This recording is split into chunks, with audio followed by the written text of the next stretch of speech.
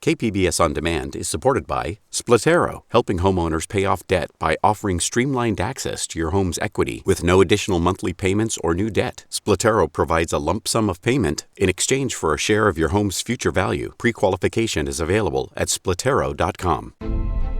Look at the blood spatter. Look at the patterns. It tells a story. You see this big pond of blood right there? That's from the initial stab. It was the dentals that got Ted Bundy. I'm pretty sure you're right. This looks like a human bite to me. So what do you want me to do? Look in the suitcase. There's a small saw. I want you to saw her hands off at the wrist line. We gotta have those cuffs for prints. A little 3D magic for clarity, and I give you the killer's incisors. It's the same tire tread coming back as going, made about the same time, too. You can see the sides real clear. And I tell you what, from his footprint, he looks like a big fella. You see something down there, Chief? No, I just think I'm gonna barf. Popular culture is obsessed with crime. Murder mysteries, true crime documentaries, thriller films. And our culture also loves forensics. There are all the CSI shows, Law and Order, movies, documentaries, and podcasts delving into the science of solving crimes. And many of these shows and movies take forensic science as gospel.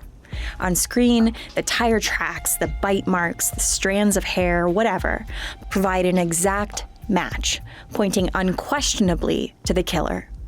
The science proves it, so you don't question it. The same thing happened with Jane Daratic.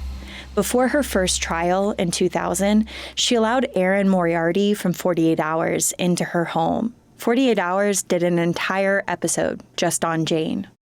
According to the prosecutor, Bob Daratic never went out for a jog on that cool, wet Sunday afternoon in February.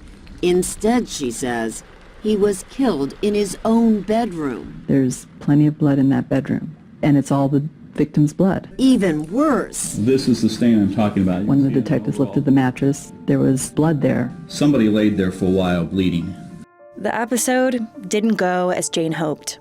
It ended up making her look very guilty, using a lot of the bad science that was also used in court. The show recently revisited Jane's case, doing an episode saying that the science was faulty. But Jane's case demonstrates that a lot of this science was basically junk. And more cases are showing similar results. Here again is Onel Soto, the newspaper reporter who covered the trial for the Union Tribune. I mean, to set the scene, they found blood almost everywhere. They found blood on the ceiling, the walls, the floors, blood dripping into the room below, blood, when they flipped the mattress, they found a bloody spot where they believe his head was laying. And, this had all been cleaned up very, very well, so that, detectives were in there for hours before they started, finding this stuff. In our last episode, we talked about how Jane's first defense attorney just bought all the science and didn't try to argue with it. Then she got new lawyers from the Innocence Project, and they took an entirely different approach. Instead of accepting the prosecution's science, Paula Mitchell and her team challenged it head-on. It would be uncommon for an Innocence Project to need someone like me. Mike Cavalluzzi was part of that team. He's a defense attorney based in LA. He'd never worked with the Innocence Project. KPBS On Demand is supported by Splatero, helping homeowners pay off debt by offering streamlined access to your home's equity with no additional monthly payments or new debt. Splatero provides a lump sum payment in exchange for a share of your home's future value. Pre-qualification is available at splatero.com. Before. Because, of course, at this point, Jane had been in prison for 20 years and was indigent. She didn't have any money. So the case absolutely would have been assigned to the public defender's office.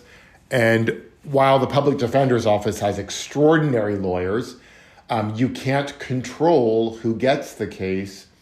And certainly anybody at the public defender's office probably would have refused to work with the Innocence Project anymore. They would have just taken over the case and handled it on their own. Paula Mitchell didn't want that. So she reached out to Cavalluzzi and asked if he'd be the trial lawyer pro bono. And once I did review their motion and also the trial transcripts, I saw that some really unjust things had happened to Jane. I felt she was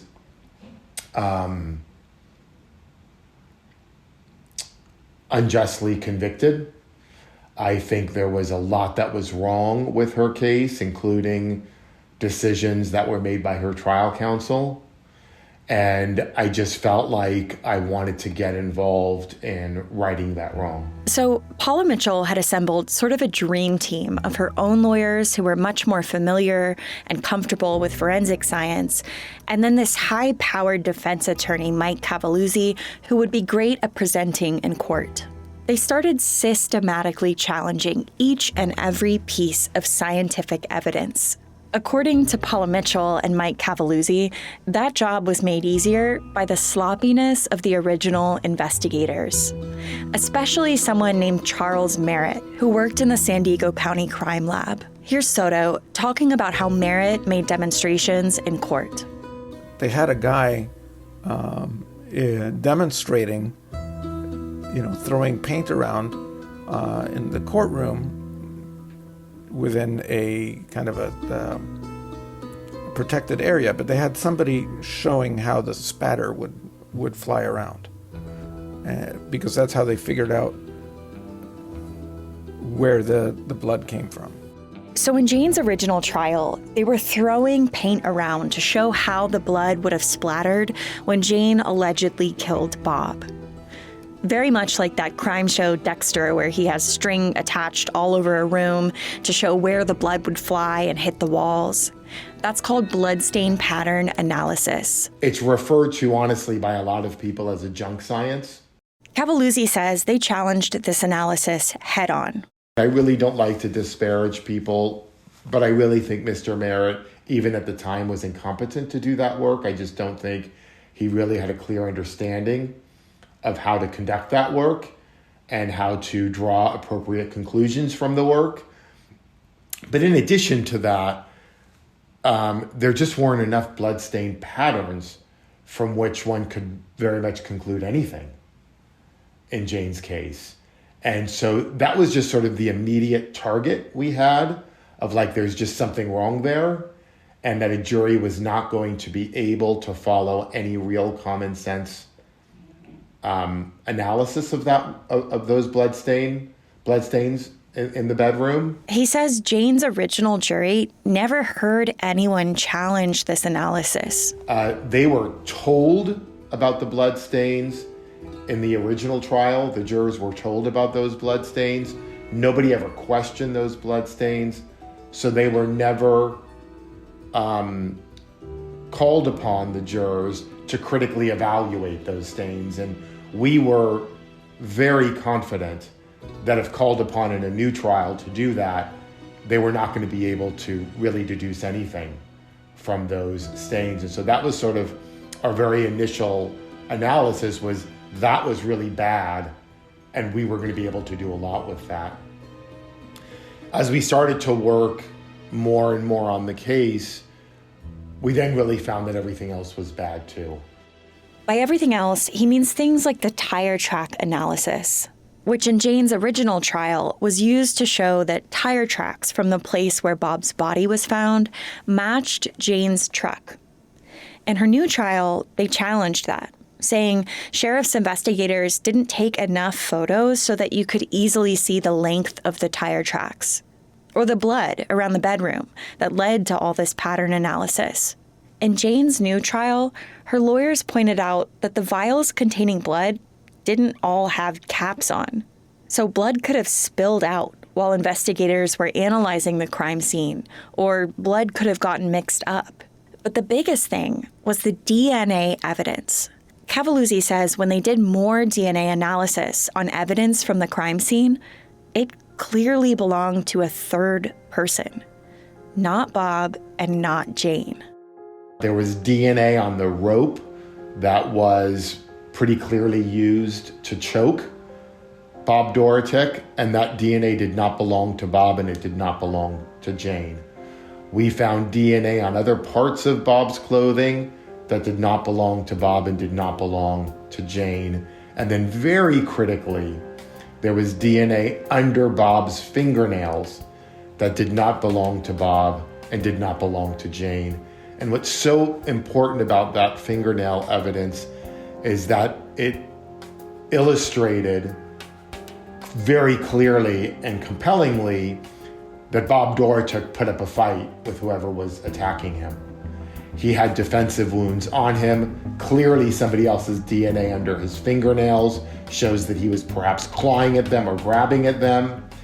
And Jane had virtually no defensive wounds anywhere on her body, no injuries on her body, was clearly not engaged in a struggle with anyone, while Bob Dorotek was. Bob Dorotek was struggling with his killer, and that killer wasn't Jane Dorotek. But Cavalluzzi says it wasn't cut and dry. He still thinks about it now, and there were things that didn't look good for Jane.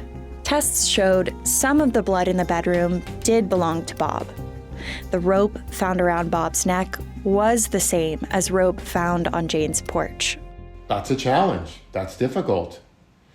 The kids said that Bob always took a watch with him when he went jogging, and that watch was found at his bedroom and not with his body. That was a challenge. But he says, this is what it means to be a defense attorney. You will always have questions. Things can always go both ways. For example, they photographed Jane from every angle and didn't find a single mark or bruise on her body, except for one little thing. KPBS On Demand is supported by Splatero, helping homeowners pay off debt or for home improvements by offering streamlined access to your home's equity with no additional monthly payments or new debt. Splatero provides a lump sum payment in exchange for a share of your home's future value. Learn more at splatero.com. She was missing one fingernail. She was missing one fingernail, and we didn't have an answer for why she was missing one fingernail. And that always really bothered me. Again, does it make me think Jane killed her husband? No. Is it a piece of evidence that if presented to the jury in the right way could cause problems for us? Absolutely. But whenever Cavalluzzi was challenged by something like this, he asks juries to think about their own common sense and life experiences. So you might think, if I were on a jury, I would want an answer for everything. But in real life, you don't get answers for everything. In real life, we're constantly called upon to make conclusions based on limited information. We do it with our lives every day. We do it confidently. We even place our lives and other people's lives at risk doing it. In the way that we drive and placing people on airplanes, on all sorts of things. Life is an imperfect science and an incomplete. But what about that horse syringe with Jane's fingerprint and Bob's blood? To me, and to a lot of people, that's the hardest one to explain away. Before the second trial, Paula Mitchell and her team brought in Mehul Anjaria, a DNA expert, and he says that evidence can be explained away. The prosecutor in the first trial says that this is the single most important piece of evidence, that we have Jane Dorotek's fingerprint in Bob's blood on this syringe. Well, when you actually look at that syringe, there's a pretty clear fingerprint. So it being her fingerprint is probably not an issue, although that's not my department. But when you look at where they actually swabbed to get the DNA, they didn't swab on the area of the fingerprint that has detail. They swabbed in an area where there was apparent blood kind of next to that. So they didn't actually establish that the fingerprint itself was composed of Bob's blood, just that it was in an area near where Bob's blood was. You might hear that and say, oh, come on. Next to the fingerprint should be the same as the fingerprint itself. But when you're in court, you need to be very clear in your scientific proof. The devil's in the details here. So really what the prosecutor was saying was not 100% established by the evidence that, that Jane's fingerprint was in Bob's blood. And again, that's maybe splitting hairs, but that's an important fact, and that's overstating what the science actually is. He says a lot of the DNA analysis done originally was very sloppy. The prosecution in the first trial portrayed it as if all of the blood that was found in that primary bedroom, that all of it was tested and came back to be Bob's DNA and blood. And that wasn't really challenged at the first trial. So when I looked at it, pretty easily, you could notice that less than half of the samples were tested. And also the way that the master bedroom was processed is the analyst said there's basically 20 observation areas in and around the bedroom. And so the prosecutor, represented to the jury in the first trial that, hey, at every one of these observations, there was testing and it was shown to be Bob's blood. And that's not true. Not all the observations were tested. And like I say, less than half of the overall samples were tested. So you had the jury having the impression that this primary bedroom is awash with blood. And yet that's not the case. It wasn't all tested. Next time, there were bigger problems in the San Diego crime lab that went beyond Jane's case.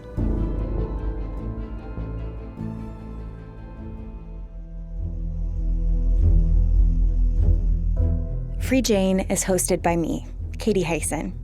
It's reported and produced by Claire Tragesser, sound design by AM/FM Music, additional producing by Laura McCaffrey. It was edited by David Washburn and Terrence Shepard, web design by Brendan Tuccinardi, and our news director is Terrence Shepard. KPBS On Demand is supported by Splatero, helping homeowners pay off debt or for home improvements by offering streamlined access to your home's equity with no additional monthly payments or new debt. Splatero provides a lump sum payment in exchange for a share of your home's future value. Learn more at splatero.com.